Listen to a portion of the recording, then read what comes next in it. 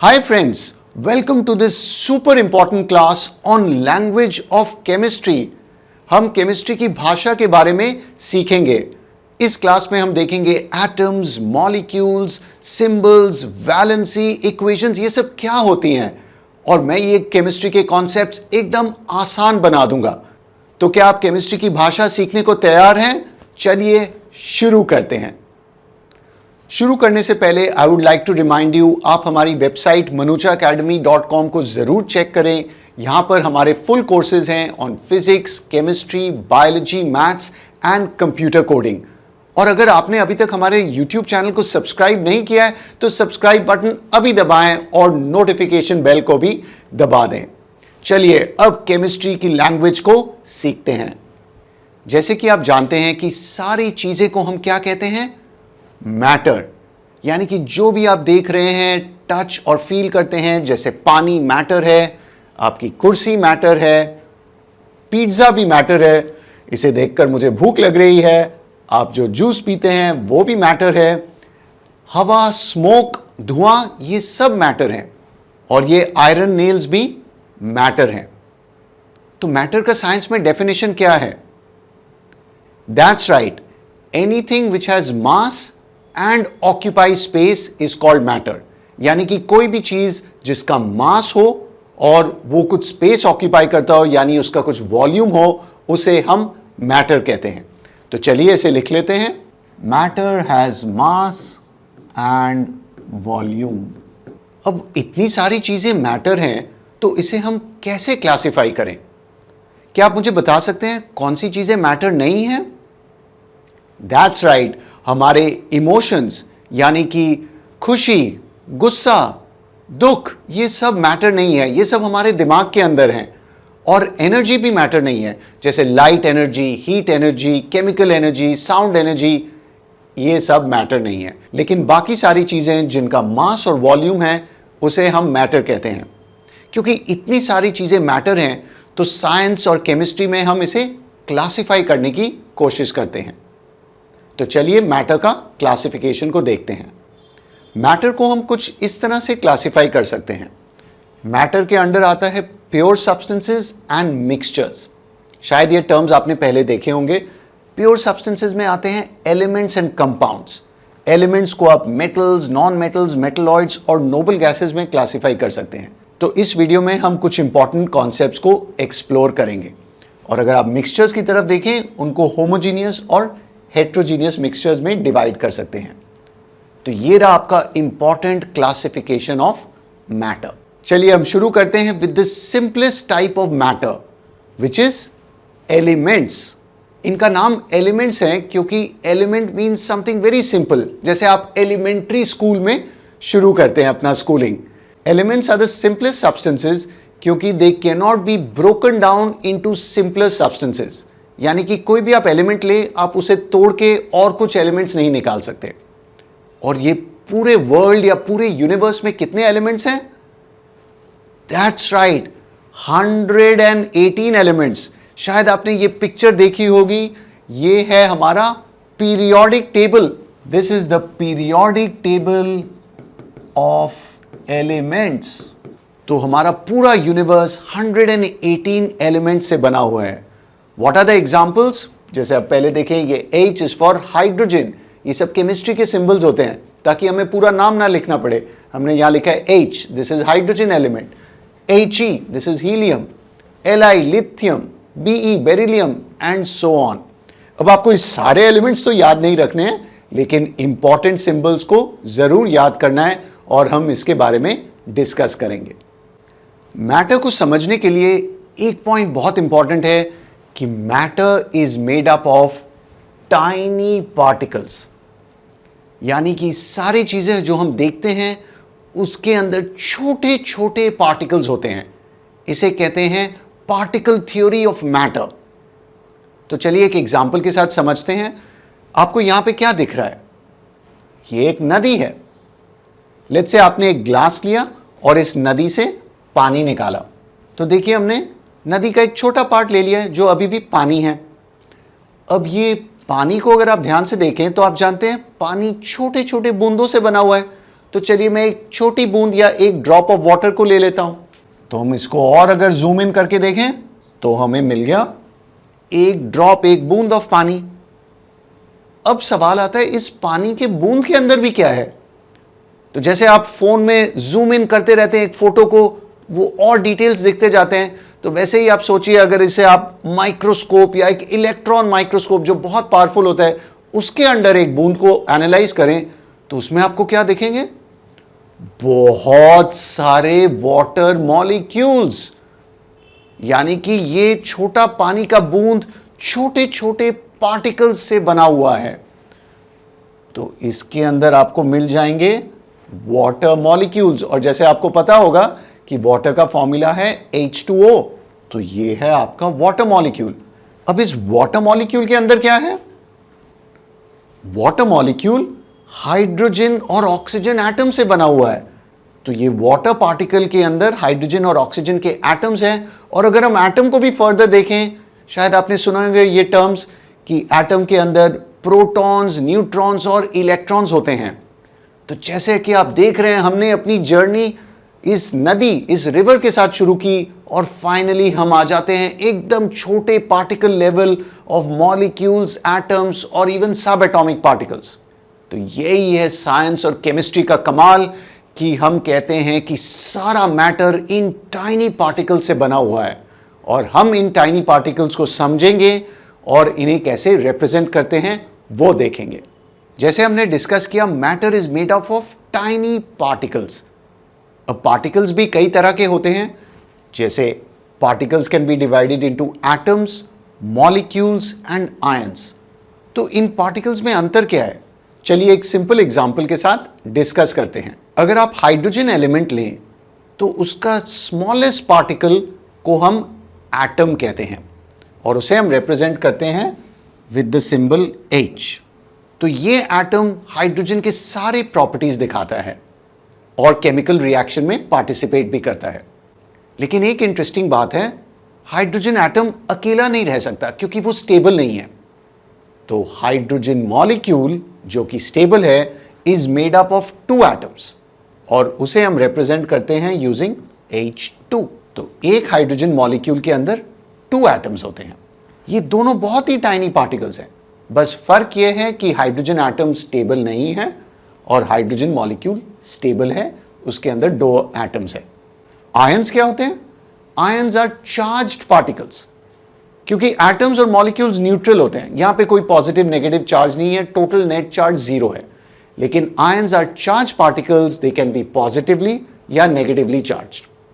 तो hydrogen ion usually positively charge होता है और उसे हम लिखते हैं H+, यानी कि इसमें +1 यूनिट का चार्ज है। इसे हम हाइड्रोजन कैटायन भी कह सकते हैं। तो जैसे आप देख रहे हैं हाइड्रोजन भी तरह तरह के पार्टिकल्स के फॉर्म में एग्जिस्ट करता है और ये सिंबल से हम समझ सकते हैं हम किस पार्टिकल की बात कर रहे हैं। आप सिंबल में डिफरेंस देख सकते हैं, H, H2 और H+। चलिए एक और एग्जांपल लेते हैं ऑफ ऑक्सीजन। ऑक्सीजन का केमिस्ट्री में सिंबल क्या है, O। तो जैसे आपने पीरियोडिक टेबल में देखे थे 118 सिंबल्स हैं, आपको सारे याद नहीं करने हैं बट इंपॉर्टेंट वाले जरूर याद कर लीजिए। तो ऑक्सीजन का सिंबल है कैपिटल O। ऑक्सीजन मॉलिक्यूल में भी 2 एटम्स होते हैं, क्योंकि ऑक्सीजन का एटम भी स्टेबल नहीं है। तो ये जो ऑक्सीजन गैस हम ब्रीथ कर रहे हैं हमारे रूम में है, क्या पार्टिकल्स घूम रहे हैं आपके अराउंड, बहुत छोटे हैं, आप इन्हें देख नहीं सकते, बट ये सारे ऑक्सीजन मॉलिक्यूल्स है, O2 मॉलिक्यूल्स कंटेनिंग 2 एटम्स। और याद रखिए ये 2 नीचे लिखिए, O² मत लिख दीजिएगा। और ऑक्सीजन का आयन क्या होता है, ऑक्सीजन एक नॉन मेटल है, उसका यूजुअली नेगेटिव आयन के फॉर्म में रहता है, ऑक्साइड आयन उसे हम कहते हैं, और उसका सिंबल है O2-, क्योंकि इसमें चार्ज ऑफ 2- होता है, क्योंकि ऑक्सीजन की वैलेंसी 2 है, हाइड्रोजन की वैलेंसी 1 है, तो उसका चार्ज है +1। तो जैसे आप देख रहे हैं matter can exist in different types of particles, और इन डिटेल्स को और इसे हम और डिटेल में समझेंगे। आइए देखते हैं एटम्स क्या होते हैं। Atom is the smallest particle of an element जो उसकी सारी प्रॉपर्टीज मेंटेन करता है। तो अगर आप एक एलिमेंट लें, उसको छोटे छोटे पार्टिकल्स में तोड़ दें, तो जो स्मॉलेस्ट पार्टिकल है जिसमें उसकी सारी प्रॉपर्टीज रहती हैं उसे हम एटम कहते हैं। तो चलिए कुछ एग्जांपल्स डिस्कस करते हैं। तो यहां पे आप देख रहे हैं ये एक हाइड्रोजन एटम है। यूजुअली हम एक सर्कल से रिप्रेजेंट करते हैं एटम को, हम उसे विजुअलाइज करते हैं वो एक बॉल की तरह है और उसके अंदर हमने लिख दिया उसका सिंबल H। सो यहां पे हम क्या रिप्रेजेंट कर रहे हैं, वन एटम ऑफ हाइड्रोजन, और ये हाइड्रोजन की सारी प्रॉपर्टीज दिखाता है। So this is one atom of hydrogen gas. Next atom ये कौन सा है, दैट्स राइट, ये है हीलियम गैस। सो ये है one atom of helium. Na किसका सिंबल है, तो आपको ये सारे सिंबल्स याद रखने पड़ेंगे।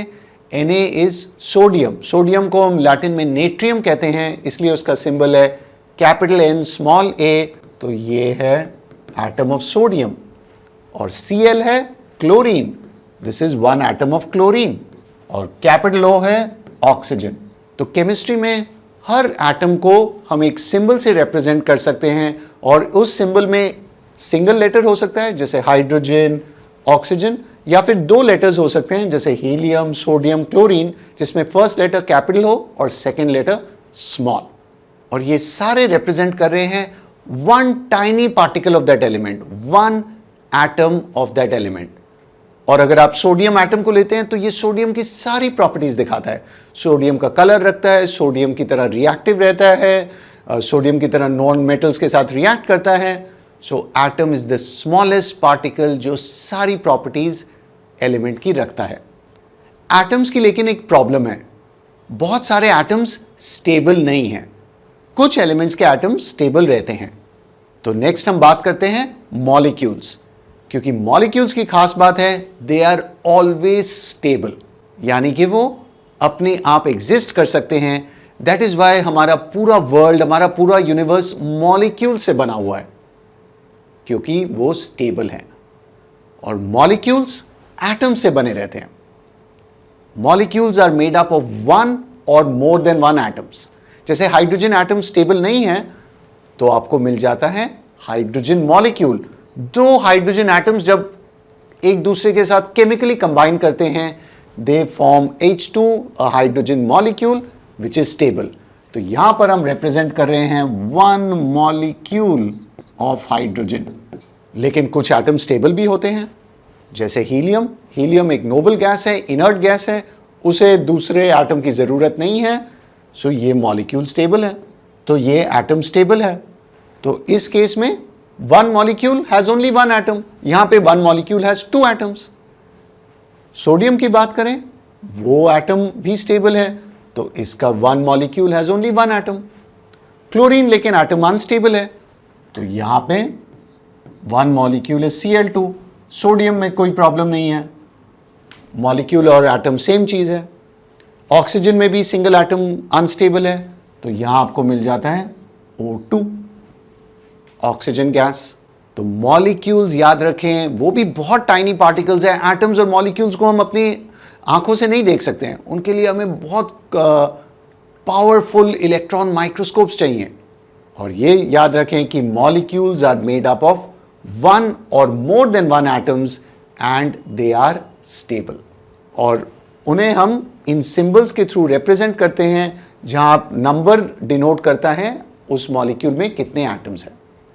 तो आपके मन में यह आ रहा होगा कि हमें कैसे पता एक मॉलिक्यूल में कितने एटम्स होने चाहिए, यानी कि एटम स्टेबल है कि नहीं, और स्टेबल नहीं है तो मॉलिक्यूल में कितने एटम्स रहने चाहिए। तो इसके लिए आपको एटॉमिसिटी का कॉन्सेप्ट आना चाहिए और आपको ये टेबल लर्न करना पड़ेगा। What is atomicity? Atomicity is the number of atoms in one molecule of the element. तो इसे नोट कर लीजिए, atomicity is the number of atoms in one molecule of the element. तो ये टेबल बहुत important है, ध्यान से इस टेबल को देखें। तो जो एलिमेंट्स में एक मॉलिक्यूल में सिर्फ एक एटम होता है उन्हें हम कहते हैं मोनो एटॉमिक। मोनो यानी वन। तो जैसे आप देख रहे हैं helium, neon, argon, krypton, xenon, सारे नोबल गैसेस इतनी स्टेबल है, वो एटम स्टेबल रहता है, तो molecule contains only one atoms, ये मोनो एटॉमिक है। और एक और बहुत इंपॉर्टेंट पॉइंट है, सारे metals are considered mono atomic, इसलिए आप अगर सोडियम, कैल्शियम, मैग्नीशियम लिख रहे हैं, आप सिर्फ Na, Mg, Ca वो लिखेंगे क्योंकि they are mono atomic. Next बात करते हैं डायटॉमिक। तो कौन से एलिमेंट्स डायटॉमिक हैं? Important ones are oxygen, hydrogen, nitrogen, fluorine, chlorine, bromine, iodine. आप देख रहे हैं इसमें O2, H2, N2 and so on. तो याद रखें इसके मॉलिक्यूल में 2 एटम्स हैं। फिर आ जाते हैं ट्राइएटॉमिक, 1 मॉलिक्यूल कंटेनिंग 3 एटम्स। और यहां पे आपने सुना होगा ओजोन गैस, हमारे अर्थ के ऊपर ओजोन लेयर है जो हमें यूवी रेज से प्रोटेक्ट करता है, और इस लेयर में ओजोन O3 मॉलिक्यूल्स रहते हैं, 1 मॉलिक्यूल हैविंग 3 एटम्स, ट्राइएटॉमिक। फिर बात करते हैं टेट्राएटॉमिक, टेट्रा यानी कि 4, और यहां पे फेमस एग्जांपल है फास्फोरस, P4, इसे हम रिप्रेजेंट करते हैं। और ऑक्टाएटॉमिक, जैसे आपने ऑक्टोपस के बारे में सुना हुआ है, ऑक्टोपस हैज 8 लेग्स, तो ऑक्टा यानी कि 8, और ये इंपॉर्टेंट एग्जांपल है सल्फर, S8। तो यहां पे मैंने सारे इंपॉर्टेंट एग्जांपल्स आपको दे दिए हैं जिसे आपको याद करने पड़ेंगे ताकि आप करेक्ट मॉलिक्यूल नोट कर सकें, आप ठीक से मॉलिक्यूल को रिप्रेजेंट कर सकें with the right number of atoms. तो याद रखें, तो आप मुझे प्रॉमिस करिए कि ये सारे टेबल्स जो मैं आपको दिखाऊंगा आप प्लीज इन्हें लर्न कर लीजिए। बहुत बार ये टेबल बुक्स में नहीं रहता है, इसलिए मैंने उसको एक सिंपल तरीके से यहां पर आपके लिए ऑर्गेनाइज किया है। तो जैसे हमने डिस्कस किया था, atomicity is the number of atoms in 1 molecule of the element.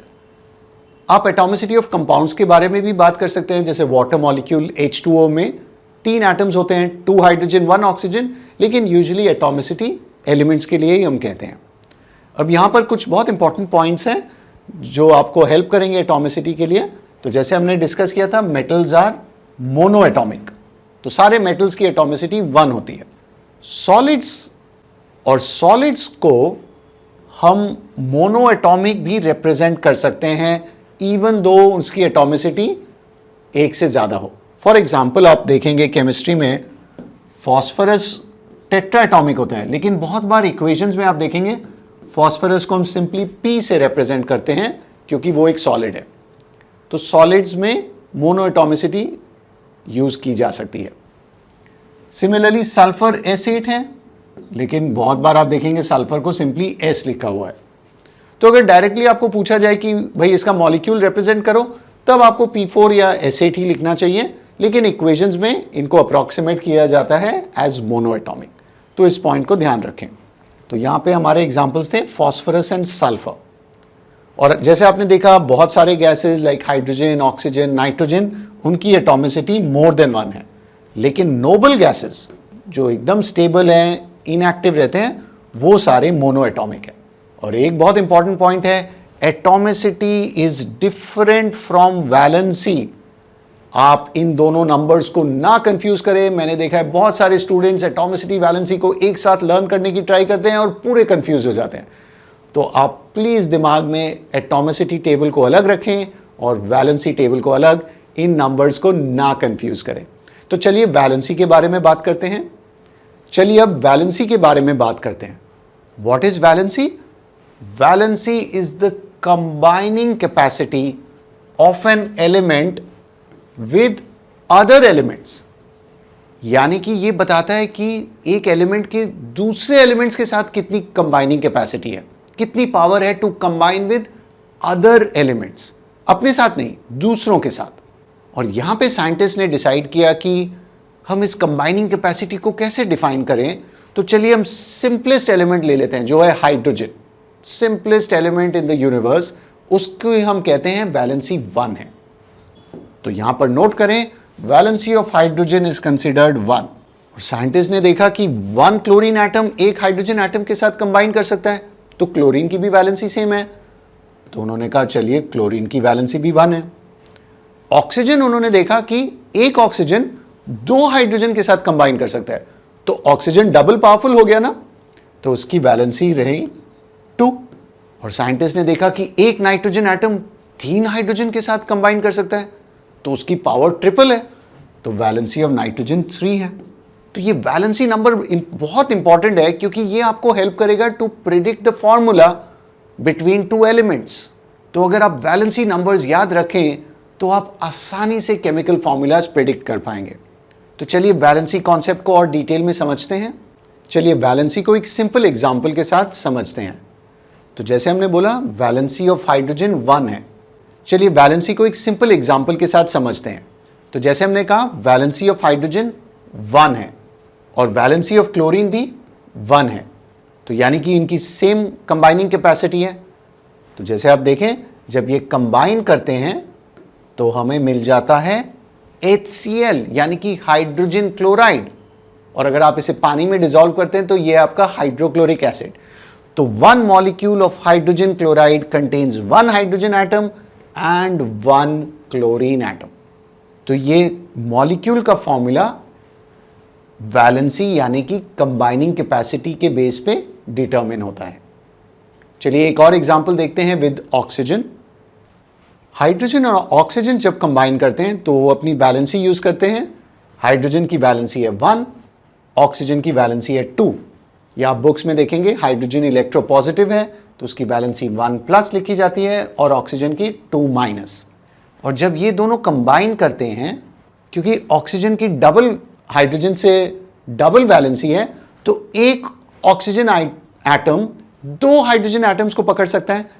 तो it can take 2 hydrogen atoms और हमें मिल जाता है H2O यानी कि वाटर मॉलिक्यूल। तो अब आपको समझ आ रहा है कि H2O क्यों है? क्योंकि ऑक्सीजन की वैलेंसी 2 है, it can hold 2 hydrogen atoms. तो ऐसे ही हम केमिकल फॉर्मूलाज प्रिडिक्ट कर सकेंगे। आपको मेनली क्या करना है, आप देख रहे हैं कि वैलेंसी के नंबर स्विच हो जा रहे हैं। ऑक्सीजन की 2 है तो वो 2 हाइड्रोजन के पास आ जा रहा है, हाइड्रोजन की 1 है तो ऑक्सीजन 1 रह जा रहा है। तो इसे हम कहते हैं क्रिस क्रॉस मेथड, यानी कि आप वैलेंसीज को एक्सचेंज कर दें और आप केमिकल फॉर्मूला लिख लें। अब देखते हैं next example with hydrogen and nitrogen.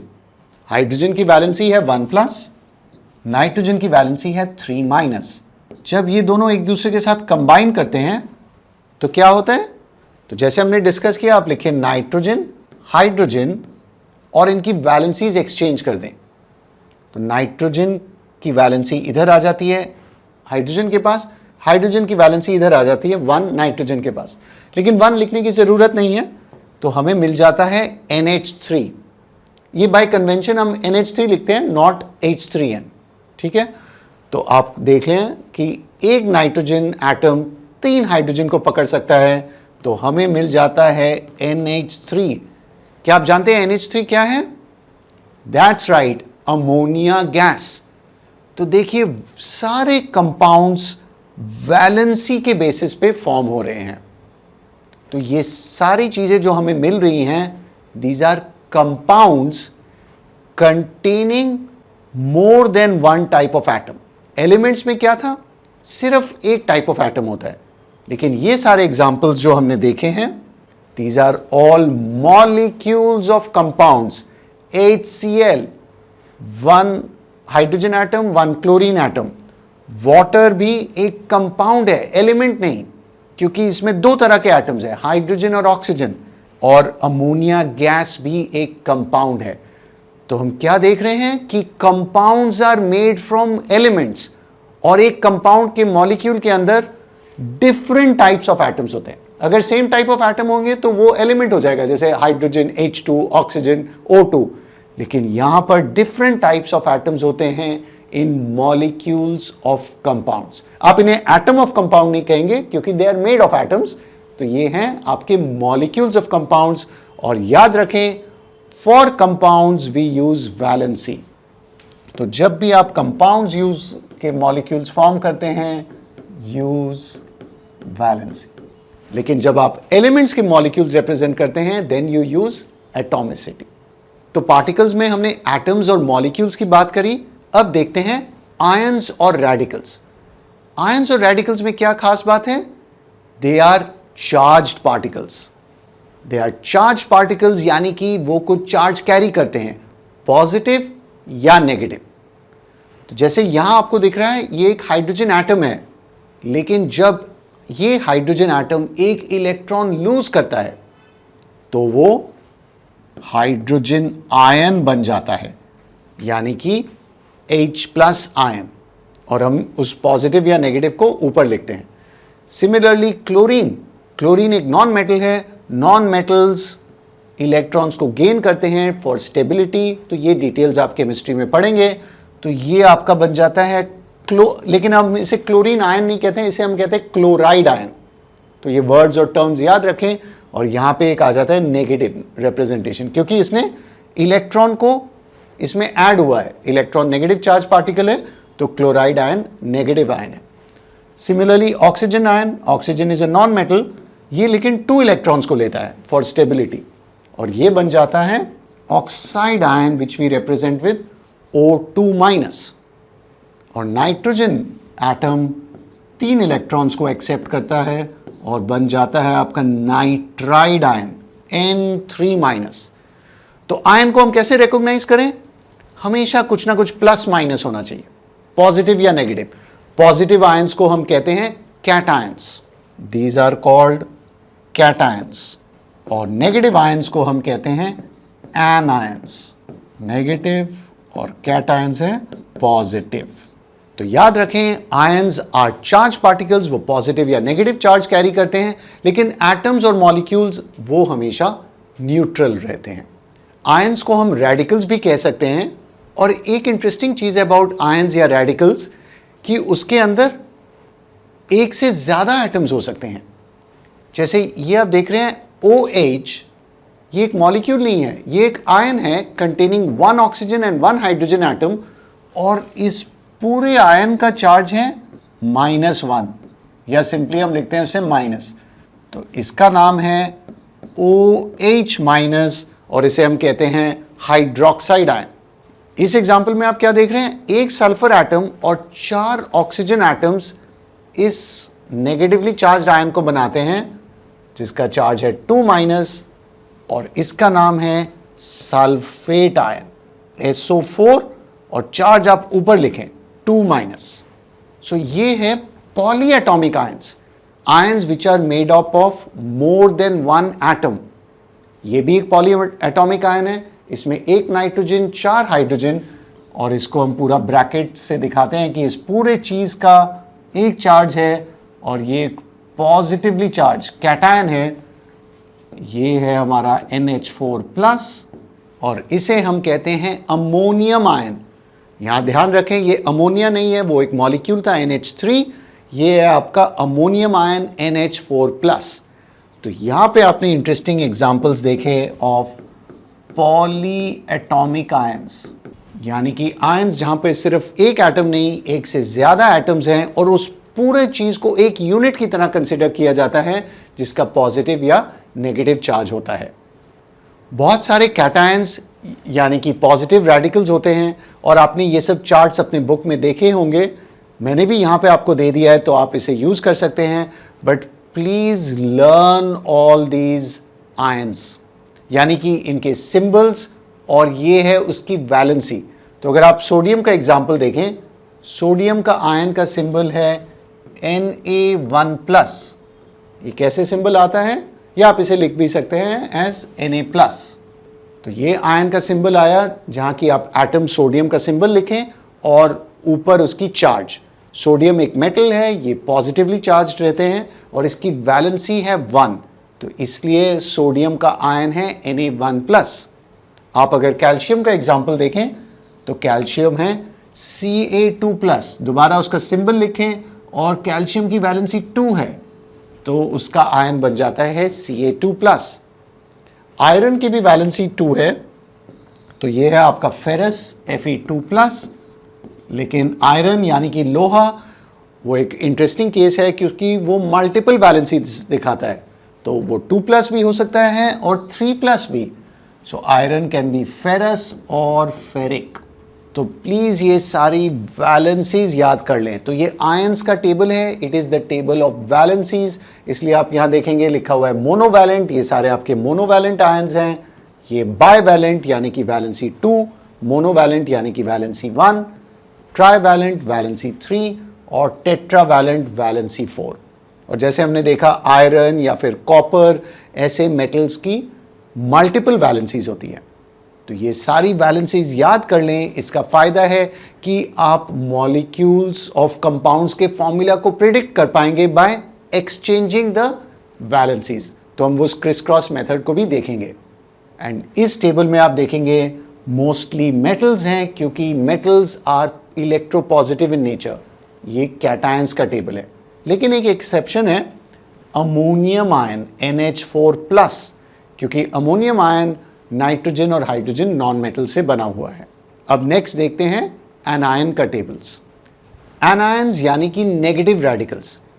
तो इन आयंस का नेगेटिव चार्ज रहता है। और यहां पे आप क्या देख रहे हैं, ये मोस्टली नॉन मेटल्स हैं, क्योंकि non metals are electronegative in nature. और दोबारा आप देखेंगे यहां पे मोनोवैलेंट, बाइवैलेंट, ट्राइवैलेंट, टेट्रावैलेंट के कॉलम्स हैं, यानी कि वैलेंसी 1, 2, 3, 4। और यहां पे आपको सिंबल्स याद रखने पड़ेंगे। जैसे फ्लोराइड का है F1-, क्लोराइड Cl1-। तो एलिमेंट का सिंबल और उसकी valency. Sulphide, sulphur, valency 2-, bivalent है। आपका नाइट्राइड जो हमने डिस्कस किया था, नाइट्रोजन, वैलेंसी 3-। लेकिन पॉलीएटॉमिक आयंस भी होते हैं, जैसे आप यहां पे देख रहे हैं sulphite, sulphate. Sulphite is SO3, valency 2-। Sulphate is SO4, valency 2-। तो प्लीज ये सारे सिंबल्स और वैलेंसीज याद रख लें। आई नो ये एक मुश्किल काम है, क्योंकि ये सब आपको याद रखना पड़ेगा, बट इसको ऑर्गेनाइज कर लें एज मोनोवैलेंट, बाइवैलेंट, वैसे करके याद करें, ताकि आप ये वैलेंसी नंबर्स को फॉर्मूलाज के लिए यूज कर सकें।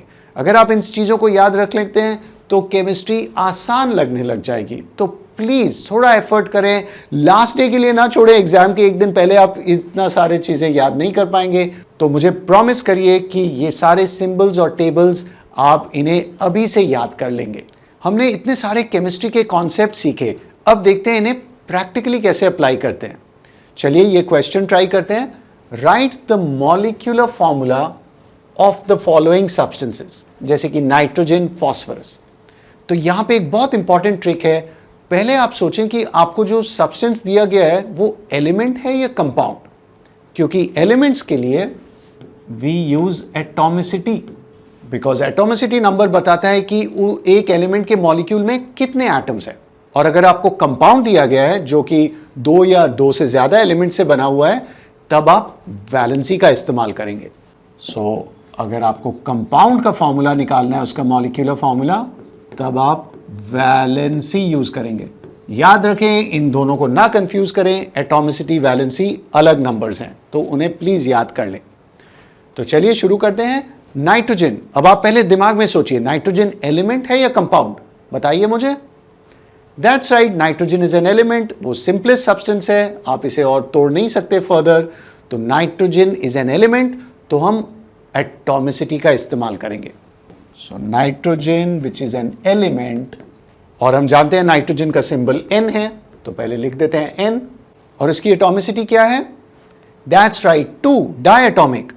तो 1 मॉलिक्यूल ऑफ नाइट्रोजन का फॉर्मूला है N2, क्योंकि हमें लिखना है molecular formula. We have to represent the molecule of the element, not atom. अगर आप खाली N लिखेंगे तो वो एटम हो गया। ये है आपका नाइट्रोजन मॉलिक्यूल कंटेनिंग 2 एटम्स। अब आप मुझे फास्फोरस का आंसर बताइए। फास्फोरस क्या एलिमेंट है या कंपाउंड?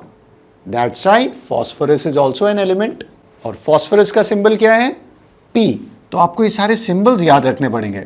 ये नहीं कि आप तुक्का मार के लिख दें PH, आपको राइट सिंबल याद रखना होगा। उसका सिंबल है P। और for elements we use atomicity. तो फास्फोरस की क्या एटॉमिसिटी है? वो टेबल को याद रखें, टेट्रा एटॉमिक, एटॉमिसिटी 4। तो फॉर्मूला हो गया P4। यहां पर प्लीज P मत लिखें, क्योंकि फास्फोरस सॉलिड है। तो हमने बोला था कि बहुत बार इक्वेशंस में सिर्फ हम P लिख देते हैं, क्योंकि क्वेश्चन डायरेक्टली पूछ रहा है कि इसका मॉलिक्यूलर फॉर्मूला दीजिए। तो बेटर है कि आप इसे P4 टेट्रा एटॉमिक दिखाएं। हमने इतने सारे केमिस्ट्री के कॉन्सेप्ट सीखे, अब देखते हैं इन्हें प्रैक्टिकली कैसे अप्लाई करते हैं। चलिए ये क्वेश्चन ट्राई करते हैं। Right the molecular formula of the following substances, जैसे कि नाइट्रोजन, फॉस्फोरस। तो यहां पे एक बहुत इंपॉर्टेंट ट्रिक है। पहले आप सोचें कि आपको जो सब्सटेंस दिया गया है वो एलिमेंट है या कंपाउंड, क्योंकि एलिमेंट्स के लिए we use atomicity, because atomicity number बताता है कि एक एलिमेंट के मॉलिक्यूल में कितने एटम्स हैं। और अगर आपको कंपाउंड दिया गया है जो कि 2 या 2 से ज्यादा एलिमेंट से बना हुआ है, तब आप वैलेंसी का इस्तेमाल करेंगे। अगर आपको कंपाउंड का फॉर्मूला निकालना है, उसका मॉलिक्यूलर फॉर्मूला, तब आप वैलेंसी यूज करेंगे। याद रखें, इन दोनों को ना कंफ्यूज करें, एटॉमिसिटी वैलेंसी अलग नंबर्स हैं, तो उन्हें प्लीज याद कर लें। तो चलिए शुरू करते हैं। नाइट्रोजन, अब आप पहले दिमाग में सोचिए, नाइट्रोजन एलिमेंट है या कंपाउंड, बताइए मुझे। That's right, nitrogen is an element. वो सिंपलेस्ट सब्सटेंस है, आप इसे और तोड़ नहीं सकते फर्दर। तो नाइट्रोजन इज एन एलिमेंट, तो हम एटॉमिसिटी का इस्तेमाल करेंगे। So nitrogen which is an element, और हम जानते हैं नाइट्रोजन का सिंबल N है, तो पहले लिख देते हैं N। और इसकी एटॉमिसिटी क्या है? That's right, 2, diatomic. तो 1 मॉलिक्यूल ऑफ नाइट्रोजन का फॉर्मूला है N2, क्योंकि हमें लिखना है molecular formula. We have to represent the molecule of the element, not atom. अगर आप खाली N लिखेंगे तो वो एटम हो गया। ये है आपका नाइट्रोजन मॉलिक्यूल कंटेनिंग 2 एटम्स। अब आप मुझे फास्फोरस का आंसर बताइए। फास्फोरस क्या एलिमेंट है या compound? That's right, phosphorus is also an element. और फास्फोरस का सिंबल क्या है? P। तो आपको ये सारे सिंबल्स याद रखने पड़ेंगे। ये नहीं कि आप तुक्का मार के लिख दें PH, आपको राइट सिंबल याद रखना होगा। उसका सिंबल है P। और for elements we use atomicity. तो फास्फोरस की क्या एटॉमिसिटी है? वो टेबल को याद रखें, टेट्रा एटॉमिक, एटॉमिसिटी 4। तो फॉर्मूला हो गया P4। यहां पर प्लीज P मत लिखें, क्योंकि फास्फोरस सॉलिड है। तो हमने बोला था कि बहुत बार इक्वेशंस में सिर्फ हम P लिख देते हैं, क्योंकि क्वेश्चन डायरेक्टली पूछ रहा है कि इसका मॉलिक्यूलर फॉर्मूला दीजिए, तो बेटर है कि आप इसे P4 टेट्रा एटॉमिक दिखाएं। चलिए अगला सवाल ट्राई करते हैं। पोटेशियम हाइड्रोक्साइड, तो ये एलिमेंट है या कंपाउंड? जल्दी मत कीजिए, ध्यान से सोचिए। That's right, it is a compound, क्योंकि इसमें पोटेशियम और हाइड्रोक्साइड है। तो यहां पे हम लिख देते हैं कंपाउंड। एंड फॉर कंपाउंड्स याद रखें वी यूज वैलेंसी। तो इसका फॉर्मूला कैसे निकलेगा? पहले आप सिंबल्स लिख दीजिए, पोटेशियम एंड हाइड्रोक्साइड। पोटेशियम की वैलेंसी क्या होती है आपको याद करनी पड़ेगी। इसकी वैलेंसी है 1 या 1+। Hydroxide is 1-। और यहां पे आता है क्रिस क्रॉस मेथड, जहां आप वैलेंसीज को एक्सचेंज कर दें। तो देखिए, ये आपकी पोटेशियम की वैलेंसी यहां पर आ जाती है और हाइड्रोक्साइड की यहां पर। तो हमारा फॉर्मूला बन जाता है K1OH1। लेकिन 1 लिखने की जरूरत नहीं है, तो फाइनल आंसर है हमारा पोटेशियम हाइड्रोक्साइड, यानी कि KOH। चलिए नेक्स्ट एग्जांपल ट्राई करते हैं। मैग्नीशियम हाइड्रोक्साइड, फिर से सोचिए, एलिमेंट या कंपाउंड? डेफिनेटली कंपाउंड है, इसमें मैग्नीशियम और हाइड्रोक्साइड है। तो इसके सिंबल्स को लिख लेते हैं हम। Mg मैग्नीशियम का सिंबल है और हाइड्रोक्साइड OH है। मैग्नीशियम की वैलेंसी क्या है? That's right, 2+। Hydroxide is 1-। फिर से आप क्रिस क्रॉस मेथड यूज करें, वैलेंसीज को एक्सचेंज करें, तो हमें मिल जाता है MgOH2। तो क्या मेरा आंसर करेक्ट है? नहीं, क्योंकि ऐसे लग रहा है कि एक ऑक्सीजन है और 2 हाइड्रोजन। तो यहां पर आप ब्रैकेट लगाना ना भूलें, क्योंकि हाइड्रोक्साइड 2 टाइम्स है। तो मैग्नीशियम हाइड्रोक्साइड का फॉर्मूला है MgOH2। तो ये सब छोटी छोटी चीजों का ध्यान रखें, नहीं तो आपके केमिस्ट्री के फॉर्मूलाज गलत हो जाएंगे। ये सब छोटी छोटी चीजों का ध्यान रखें, नहीं तो आपके केमिस्ट्री के फॉर्मूलाज गलत हो जाएंगे। चलिए नेक्स्ट क्वेश्चन ट्राई करते हैं। हमें लिखना है formula of cuprous oxide. Cuprous oxide दोबारा से एक कंपाउंड है कंटेनिंग कॉपर और ऑक्सीजन। तो इसका फॉर्मूला क्या होगा? कॉपर का सिंबल है Cu, ऑक्सीजन का सिंबल है O। अब कॉपर की वैलेंसी क्या है? तो अगर आप वैलेंसी टेबल को चेक करेंगे, आप देखेंगे कि कॉपर हैज मल्टीपल वैलेंसी, उसकी 2 वैलेंसी होती हैं, 1 और 2। क्यूप्रस की वैलेंसी 1 है और क्यूप्रिक की वैलेंसी 2 है। हमेशा यही रूल होता है, अस माने लोअर वैलेंसी कम वैलेंसी, इक माने हायर ज्यादा वैलेंसी। तो यहां पे हम लिख देते हैं कॉपर की वैलेंसी 1+, ऑक्सीजन 2-। तो क्या बन जाता है हमारा फॉर्मूला? फिर से क्रिस क्रॉस कीजिए, वैलेंसी नंबर्स को एक्सचेंज करें और हमें यहां मिल जाता है Cu2O। ये है हमारा क्यूप्रस ऑक्साइड। चलिए नेक्स्ट क्वेश्चन को ट्राई करते हैं। Cupric oxide.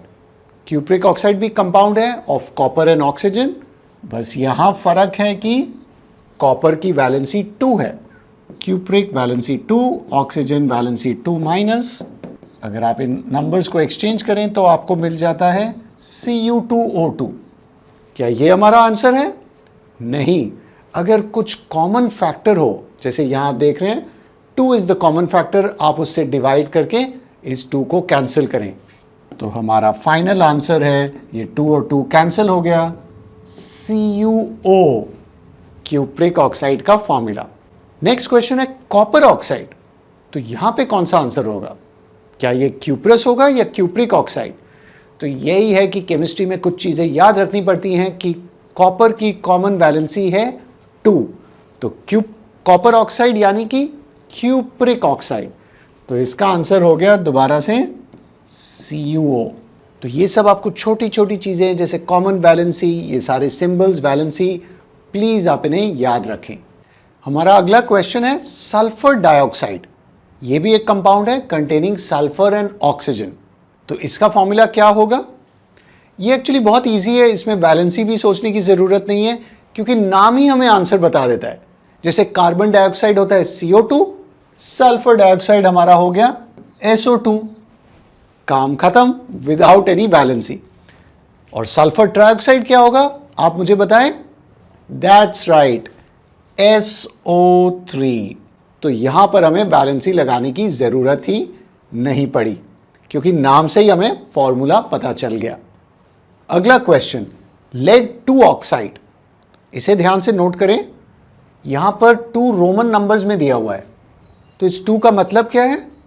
ये हमें कहता है कि ये लेड की वैलेंसी है, बिकॉज लेड की 2 वैलेंसीज होती हैं, 2 और 4 मल्टीपल वैलेंसीज दिखाता है। तो लेड 2 ऑक्साइड में valency of lead is 2। Lead का सिंबल Pb है, ऑक्सीजन का सिंबल O, दोनों की वैलेंसीज 2। आप 2 + 2 - भी लिख सकते हैं। और जब आप इन्हें क्रिस क्रॉस करेंगे आपको क्या आंसर मिलेगा? Pb2O2। और दोबारा से याद रखें कि इस कॉमन फैक्टर को हमें कैंसिल करना है, तो फाइनल आंसर हमारा बन जाता है PbO। लेड 2 ऑक्साइड का फॉर्मूला है PbO। एक और सवाल लेड 4 ऑक्साइड। यह भी बहुत आसान है क्योंकि क्वेश्चन ही हमें वैलेंसी बता रहा है। वैलेंसी ऑफ लेड यहां पर 4 है, ऑक्साइड की ऑब्वियसली वैलेंसी 2 ही रहेगी। तो यहां पे फिर से लिख लेते हैं PbO, ऑक्सीजन वैलेंसी 2, लेड 4। और आप इन दोनों नंबर्स को एक्सचेंज करें तो हमें क्या मिल जाता है? Pb2O4।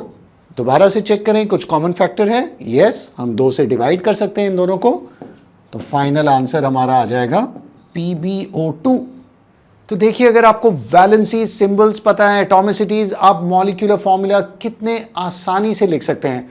यहां हमें मिल गया लेड 2 ऑक्साइड इज PbO और लेड 4 ऑक्साइड हमें मिल गया PbO2। इसे हम कहते हैं लेड मोनोऑक्साइड, इसे हम कह सकते हैं लेड डाइऑक्साइड। तो इस तरह आप मॉलिक्यूलर फॉर्मूलाज को इजीली प्रेडिक्ट कर सकते हैं। आपको हर एक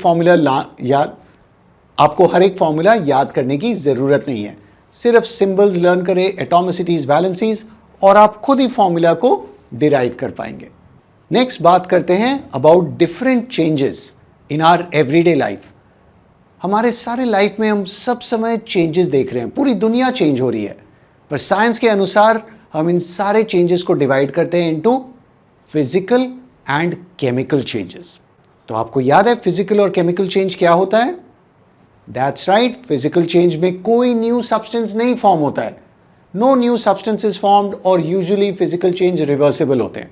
लेकिन केमिकल चेंज में न्यू सब्सटेंस फॉर्म होना जरूरी है और वो इरिवर्सिबल होते हैं।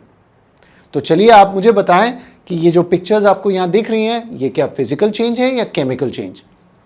चलिए इससे शुरू करते हैं। यहां आप देख रहे हैं कि खाना बनाया जा रहा है, कुकिंग ऑफ फूड। तो कुकिंग ऑफ फूड यानी कि खाना बनाना एक फिजिकल चेंज है या chemical change? That's right, cooking of food chemical change है, क्योंकि एक बार आप आटे के साथ पराठा बना लेते हैं तो आप पराठा से दोबारा आटे में नहीं जा सकते, इरिवर्सिबल होता है, कुछ नया सब्सटेंस फॉर्म होता है। नेक्स्ट बात करते हैं मेल्टिंग ऑफ आइस की। यहां पे आप देख रहे हैं बर्फ पिघल रही है, मेल्ट हो रही है, तो ये फिजिकल है या केमिकल चेंज? वेरी गुड, ये फिजिकल चेंज है। क्यों? क्योंकि यहां कुछ नया फॉर्म नहीं हुआ, सिर्फ बर्फ पिघली इनटू वाटर, और हम जानते हैं कि बर्फ यानी कि आइस भी पानी से बनी होती है, तो पानी से हमें पानी ही मिला, कुछ नया नहीं, फिजिकल चेंज। और इसे हम इजीली रिवर्स कर सकते हैं। आप पानी को दोबारा फ्रीजर में डालिए और बर्फ मिल जाएगी। यहां पर क्या है? यहां आप देख रहे हैं कि ये टमाटर पक रहे हैं, राइपनिंग ऑफ फ्रूट्स। क्या ये फिजिकल है या केमिकल? ये एक केमिकल चेंज है, क्योंकि जब टमाटर पकते हैं तब हम कुछ उसके टमाटरों के अंदर एक केमिकल रिएक्शन होता है, चेंजेस होते हैं, और आप वापस से वो ग्रीन टमाटर को नहीं ला सकते। एक बार टमाटर लाल हो गया, पक गया, आप दोबारा उसे कच्चे टमाटर पे नहीं आ सकते। तो क्लियरली ये केमिकल चेंज है। नेक्स्ट, अगर आप पानी को उबालते हैं, बॉइलिंग ऑफ वाटर, फिजिकल और केमिकल? वेरी गुड, ये एक फिजिकल चेंज है, क्योंकि पानी से सिर्फ आपको स्टीम मिली, वाटर वेपर, खाली उसका स्टेट चेंज हुआ, कुछ नया नहीं मिला। तो इसे हम कैटेगरी में डाल देते हैं ऑफ फिजिकल चेंजेस। नेक्स्ट यहां पे है रस्टिंग ऑफ आयरन, जब लोहा रस्ट होता है, फिजिकल और केमिकल? केमिकल चेंज, क्योंकि यहां पे लोहा चेंज हो गया into iron oxide, ferric oxide, और वहां पे वाटर मॉलिक्यूल्स भी होते हैं। तो ये जो नया रस्ट सब्सटेंस बना, ये एक केमिकल चेंज है और इरिवर्सिबल है। और जब आप इस मोमबत्ती कैंडल को जलाते हैं तो फिजिकल चेंज है या केमिकल? ये बड़ा इंटरेस्टिंग एग्जाम्पल है, क्योंकि इस एग्जाम्पल में हमें दोनों देखने को मिलते हैं। एक तो जब कैंडल बर्न हो रही है वो केमिकल चेंज है, क्योंकि वैक्स बर्न होकर आपको कार्बन डाइऑक्साइड और वाटर वेपर देती है, तो बर्निंग ऑफ कैंडल एक केमिकल चेंज है। लेकिन जब वो वैक्स, वो मोम पिघलती है हीट के कारण, तब देख रहे हैं आप वैक्स यहाँ पिघल रही है, सॉलिड से लिक्विड बन रही है, वो पार्ट फिजिकल चेंज है। So melting of wax, physical change. तो ये बड़ा इंटरेस्टिंग एग्जांपल है बर्निंग ऑफ कैंडल, जहां दोनों हमें देखने को मिलते हैं, फिजिकल और केमिकल चेंज। अब देखते हैं केमिकल रिएक्शन क्या होता है। तो केमिकल चेंज जिसके बारे में हमने डिस्कस किया, उसमें हमेशा एक केमिकल रिएक्शन इन्वॉल्व होता है। तो केमिकल चेंज में केमिकल रिएक्शन टेक्स प्लेस। और ये केमिकल रिएक्शन क्या है? Chemical reaction is a process in which new substances, यानी कुछ नया फॉर्म होता है विद न्यू प्रॉपर्टीज। तो चलिए ये एग्जांपल्स देखते हैं। अगर आप हाइड्रोजन और ऑक्सीजन को दोनों को एक साथ रिएक्ट करते हैं, इन दोनों सब्सटेंसेस को, तो हमें क्या मिलता है? पानी, वाटर। तो देखिए हाइड्रोजन और ऑक्सीजन को कंबाइन करके हमें एक नया सब्सटेंस मिला, पानी। और यहां पे आप देखिए सोडियम और क्लोरीन को अगर आप कंबाइन करते हैं तब आपको मिलता है सोडियम क्लोराइड। क्या आपने सोडियम क्लोराइड देखा है? ऑफ कोर्स देखा है, ये नमक होता है जो हम डेली खाते हैं। और यहां पर आप सोडियम का कमाल देखिए। अगर मैं आपको कुछ मेटल जैसे सोडियम दे दूं, क्या आप उसे खाना चाहेंगे? अगर मैं आपको क्लोरीन गैस चेंबर के अंदर बंद कर दूं, तब आप अस्पताल में होंगे। लेकिन जब सोडियम और क्लोरीन एक साथ कंबाइन करते हैं, हमें नमक मिलता है, सोडियम क्लोराइड, जो हम डेली खाते हैं, हमारे हेल्थ के लिए अच्छा है। तो आप देख सकते हैं केमिकल रिएक्शन में कुछ ना कुछ नया बन रहा है विद न्यू प्रॉपर्टीज। और यही है केमिकल रिएक्शन और केमिस्ट्री का कमाल। केमिकल रिएक्शन में जैसे आपने एग्जांपल्स देखे, हम लिखते हैं हाइड्रोजन प्लस ऑक्सीजन, फिर एक एरो बनाते हैं और लिखते हैं यहाँ वाटर, पानी फॉर्म होता है। या फिर आयरन प्लस सल्फ्यूरिक एसिड हमें देता है आयरन सल्फेट और हाइड्रोजन। तो अगर आप इस एग्जांपल्स को देखें तो ये चीजें जो लेफ्ट में हैं, left side of the arrow, उसे हम क्या कहते हैं? आंसर है रिएक्टेंट्स। तो यहां पर इस रिएक्शन में हाइड्रोजन एंड ऑक्सीजन, ये सब्सटेंसेस हम कहते हैं केमिकल रिएक्शन के रिएक्टेंट्स हैं, जिससे रिएक्शन हो रहा है। और जो हमें सब्सटेंस मिला, जो फॉर्म हुआ, जो राइट साइड में है, उसे हम कहते हैं प्रोडक्ट। तो फाइनली जो हमें मिलता है ऑन द राइट साइड उसे हम कहते हैं प्रोडक्ट। तो इस रिएक्शन में 2 रिएक्टेंट्स थे और 1 प्रोडक्ट। अगले एग्जांपल में क्या है, हमारे पास 2 रिएक्टेंट्स हैं, आयरन एंड सल्फ्यूरिक एसिड, और जब ये रिएक्ट करते हैं हमें मिलता है आयरन सल्फेट और हाइड्रोजन। तो हमें यहां पर 2 प्रोडक्ट्स मिल जाते हैं। तो याद रखें, केमिकल रिएक्शन के लेफ्ट साइड में रिएक्टेंट्स, राइट साइड में हमें मिलता है प्रोडक्ट्स। अब देखते हैं कि वर्ड इक्वेशन को केमिकल इक्वेशन में कैसे कन्वर्ट करते हैं। तो यहां पर हमें दिख रहा है hydrogen plus oxygen gives water. तो ये एक वर्ड इक्वेशन है क्योंकि हमने केमिकल रिएक्शन को वर्ड्स में एक्सप्रेस किया है। हाइड्रोजन प्लस ऑक्सीजन हमें वाटर यानी पानी देता है। लेकिन हम केमिस्ट्री की भाषा सीखना चाहते हैं, द लैंग्वेज ऑफ केमिस्ट्री। तो हम ये नहीं चाहते कि हम इसे सिंपल इंग्लिश में लिखें, हम केमिस्ट्री टर्म्स में लिखेंगे। तो क्या ट्रिक है इसका, आप हर सब्सटेंस, एलिमेंट या कंपाउंड को उसके मॉलिक्यूल से रिप्रेजेंट करिए, नॉट द एटम। याद रखें मॉलिक्यूल, क्योंकि हमने सीखा है कि मॉलिक्यूल्स आर स्टेबल, ये पूरी दुनिया मॉलिक्यूल से बनी हुई है। तो जब हम कहते हैं हाइड्रोजन तो हम बात कर रहे हैं हाइड्रोजन मॉलिक्यूल की। अब हाइड्रोजन एक एलिमेंट है, राइट? तो उसका मॉलिक्यूल का क्या रिप्रेजेंटेशन होगा? फॉर एलिमेंट्स याद रखें यूज एटॉमिसिटी। तो हाइड्रोजन का सिंबल है H और उसके मॉलिक्यूल में 2 एटम्स है H2। ऑक्सीजन भी एक एलिमेंट है, उसका सिंबल है O, लेकिन एक मॉलिक्यूल में दोबारा से 2 एटम्स है, वो डायटोमिक है। तो इसलिए हम लिखते हैं H2 plus O2। H plus O ना लिखें। और यहां पर क्या हमें मिला, तो आप एरो बनाएं। पानी, वाटर एक कंपाउंड है, जैसे आप जानते हैं पानी का फॉर्मूला H2O है, और आपने सीख लिया है क्यों, बिकॉज ऑफ वैलेंसी। हाइड्रोजन की वैलेंसी 1, ऑक्सीजन की 2। आप स्विच करते हैं तो हमें मिल जाता है फॉर्मूला H2O। तो यही है trick, to convert a word equation to a chemical equation. आप बस मॉलिक्यूल्स के टर्म्स में सोचें, फॉर एलिमेंट्स एटॉमिसिटी का इस्तेमाल करें और कंपाउंड्स के लिए वैलेंसी। अब एक और चीज़ यहाँ बाकी है, आप लोग सोच रहे होंगे कि ये इक्वेशन बैलेंस नहीं है। तो हाँ, हमें इक्वेशंस बैलेंस भी करनी होती हैं क्योंकि 2 ऑक्सीजन है, यहाँ सिर्फ 1 है। लेकिन बैलेंसिंग के बारे में हम दूसरे वीडियो में बात करेंगे। यहाँ हमारा गोल है to write it in terms of a chemical equation. चलिए नेक्स्ट एग्जाम्पल को आप ट्राई करें। यहाँ पर है sodium plus chlorine gives sodium chloride. तो ये हमारी वर्ड इक्वेशन है, इसको हमने शब्दों, वर्ड्स में लिखी हुई है। अब आप इसे कन्वर्ट करें इनटू अ केमिकल इक्वेशन। दोबारा से वो रूल याद रखें कि हमें हर सब्सटेंस को मॉलिक्यूल के टर्म्स में रिप्रेजेंट करना है। तो सोडियम का मॉलिक्यूल क्या होगा? सोडियम एक एलिमेंट है, उसके लिए हम एटॉमिसिटी यूज करेंगे। और याद रखें मेटल्स आर मोनो एटॉमिक, तो हम सिर्फ लिखेंगे Na1 लिखने की ज़रूरत नहीं है। और ये कंबाइन करता है या रिएक्ट करता है विद क्लोरीन।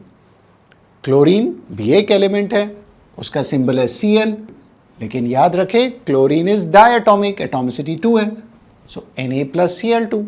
और यहाँ पर हमें क्या मिलेगा? Sodium chloride. सोडियम क्लोराइड एक कंपाउंड है, नमक, जो सोडियम और क्लोरीन से बना हुआ है। इसका फॉर्मूला क्या होगा? तो आप सोचें, सोडियम वैलेंसी 1, क्लोरीन वैलेंसी 1। अगर आप इन दोनों नंबर्स को क्रिस क्रॉस करते हैं तो आपको मिल जाता है Na1Cl1, लेकिन 1 लिखने की ज़रूरत नहीं है। तो फाइनल आंसर हमारा है NaCl। देखिए कितना आसान है, अगर आप ध्यान से सोचें आप आसानी से word to chemical equation convert कर सकेंगे। चलिए मैं छोटी सी एक बैलेंसिंग भी आपको दिखा देता हूं, क्योंकि यहाँ आप देख रहे हैं कि सोडियम बैलेंस्ड है, 1 एटम 1 एटम। क्लोरीन यहाँ पे 2 एटम्स है, यहाँ पे 1 एटम। तो इस इक्वेशन को हमें बैलेंस करना है, कैसे करेंगे? तो क्लोरीन 2 है, तो यहाँ पे मैं 2 से मल्टीप्लाई कर दूंगा, तो अब क्लोरीन बैलेंस हो गया। और सोडियम, लेकिन 2 सोडियम रह गया, यहाँ पे सिर्फ 1 सोडियम है, तो हमें सोडियम को भी बैलेंस कर देना चाहिए। तो केमिकल इक्वेशन में number of atoms of each element left side और राइट साइड में सेम होने चाहिए। इसे हम कहते हैं बैलेंसिंग ऑफ इक्वेशंस। उसके लिए आप मेरे बैलेंसिंग के वीडियोस देख सकते हैं। चलिए एक और केमिकल रिएक्शन ट्राई कर लेते हैं। यहाँ पर आयरन सल्फ्यूरिक एसिड के साथ रिएक्ट कर रहा है और हमें मिल रहा है फेरस सल्फेट और हाइड्रोजन। तो इस वर्ड इक्वेशन को आप केमिकल इक्वेशन में चेंज करिए। आयरन क्या होता है? एलिमेंट, और एलिमेंट के लिए हम एटॉमिसिटी यूज करते हैं, और जैसे आप जानते हैं आयरन लोहा एक मेटल है तो उसकी एटॉमिसिटी है 1, सो हम सिंपली लिखते हैं Fe, आयरन का सिंबल। अब यहाँ है सल्फ्यूरिक एसिड। सल्फ्यूरिक एसिड क्या होता है? सल्फ्यूरिक एसिड के लिए आपको पता होना चाहिए कि ये कंपाउंड है of hydrogen and sulphate. Hydrogen की वैलेंसी 1, सल्फेट की वैलेंसी 2, तो अगर आप क्रिस क्रॉस करते हैं फॉर्मूला ऑफ सल्फ्यूरिक एसिड है H2SO4। तो सल्फ्यूरिक एसिड लिख लेते हैं H2SO4। यहाँ पे आप एरो बना दें। अब प्रोडक्ट्स की तरफ आ जाते हैं। फेरस सल्फेट, याद रखें आयरन की 2 वैलेंसीज हैं, 2 and 3। फेरस यानी कि वैलेंसी 2, फेरिक यानी कि वैलेंसी 3। सो फेरस सल्फेट का क्या फॉर्मूला हो जाएगा? आयरन FeSO4, और इन दोनों की वैलेंसीज 2 हैं, आयरन और सल्फेट की, तो दोनों 2 कैंसिल हो गए, तो ये हमें मिल गया फेरस सल्फेट। और आखिर हमारे पास हाइड्रोजन भी है प्रोडक्ट्स में, तो इसका है +H। क्या आप +H लिखेंगे? याद रखें आपको मॉलिक्यूल रिप्रेजेंट करना है, ये एक एलिमेंट है तो इसकी एटॉमिसिटी है 2। फेरस सल्फेट एक कंपाउंड था, यहाँ पे हमने वैलेंसी का इस्तेमाल किया। तो देखिए कितना आसान है to convert word equation to chemical equation. अगर आपको केमिस्ट्री की भाषा समझ आ गई है और आप सिंबल्स, वैलेंसीज, एटॉमिसिटीज थोड़ा सा मेहनत करके इन्हें याद कर लें तो आप आराम से केमिकल इक्वेशन लिख पाएंगे। और यहाँ पे आप चेक भी कर लें ये इक्वेशन ऑलरेडी बैलेंस्ड है, तो यहाँ हमें बैलेंसिंग करने की ज़रूरत ही नहीं। मैं आशा करता हूँ अब आपको केमिस्ट्री की भाषा समझ आ गई है, तो आपको लैंग्वेज ऑफ केमिस्ट्री ईजी लगेगा, और जब आप केमिस्ट्री की किताब उठाएंगे तब आपको ये सारे सिंबल्स, एटॉमिसिटी, वैलेंसी इक्वेशंस एकदम आसान लगेंगे। और अगर ये वीडियो आपको अच्छा लगा है तो आप लाइक बटन ज़रूर दबाएं और अपने फ्रेंड्स के साथ शेयर करें। और अगर आपने अभी तक हमारे चैनल को सब्सक्राइब नहीं किया है तो किस बात की वेट, आप सब्सक्राइब बटन अभी दबाएं और नोटिफिकेशन को, बेल को दबा दें ताकि आप हमारा कोई भी वीडियो ना मिस करें। And also do check out the full courses on our website manochaacademy.com। यहाँ आपको मिल जाएंगे courses on physics, chemistry, biology and maths for CBSE class 8, 9 and 10।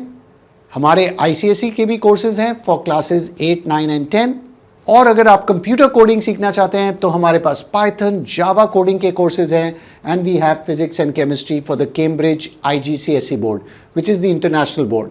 So please हमारी वेबसाइट को ज़रूर चेक करें, लिंक्स डिस्क्रिप्शन में दिए हुए हैं, and please do share it out with your friends.